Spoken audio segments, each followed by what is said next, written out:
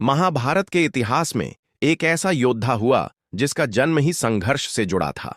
माता कुंती को सूर्यदेव से एक दिव्य पुत्र की प्राप्ति हुई, पर समाज के भय ने एक मां को विवश कर दिया अपने ही पुत्र को त्यागने के लिए। एक टोकरी, एक नदी और एक अनकहा भविष्य। गंगा तट पर सारथी अधिरथ और माता राधा उस शिशु को पाते हैं। वे उसे अपनाते हैं और नाम देते हैं कर्ण। रक्त में राजवंश था, पर जीवन मिला एक साधारण परिवार में। बचपन से ही कर्ण का मन युद्ध कला में रमा था। धनुष उठाते ही मानो वह जन्म से योद्धा हो। पर प्रतिभा के बावजूद समाज उसकी जाति देखता रहा, उसकी योग्यता नहीं। फिर भी कर्ण ने हार नहीं मानी। वह अपने अभ्यास के लिए भटकता रहा, अपने लिए एक गुरु की खोज में। तभी उसे दिखे गुरु द्रोणाचार्य का आश्रम। आश्रम का पता चलते ही विद्या प्राप्ति की आशा लेकर कर्ण पहुंचे गुरु द्रोणाचार्य के पास। पर वहां भी उसकी पहचान पूछी गई। तुम किस कुल से हो? उत्तर मिला, सारथी पुत्र। और वहीं कर्ण को अस्वीकार कर दिया गया। द्रोणाचार्य का इनकार केवल शब्द नहीं था, यह कर्ण के आत्मसम्मान पर गहरा आघात था।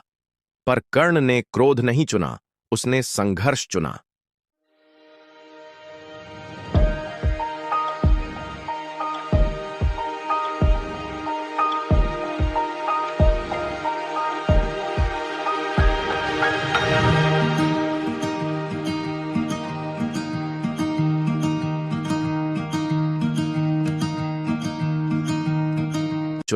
उसने संघर्ष चुना। निराश होकर कर्ण पहुंचे गुरु परशुराम के आश्रम। यहां उन्होंने स्वयं को ब्राह्मण बताया। गुरु परशुराम कर्ण की तपस्या और प्रतिभा से प्रसन्न हुए और उसे दिव्य अस्त्रों की शिक्षा दी। एक दिन कर्ण की जांघ पर एक कीट ने काट लिया। रक्त बहता रहा, पर कर्ण विचलित नहीं हुआ। गुरु को सत्य ज्ञात हुआ। क्रोधित होकर परशुराम ने कहा, कौन हो तुम? तुम ब्राह्मण नहीं हो सकते। ब्राह्मण में सहन शक्ति नहीं होती। कर्ण ने कहा, मैं सूत पुत्र हूं, विद्या सीखने के लिए असत्य बताया।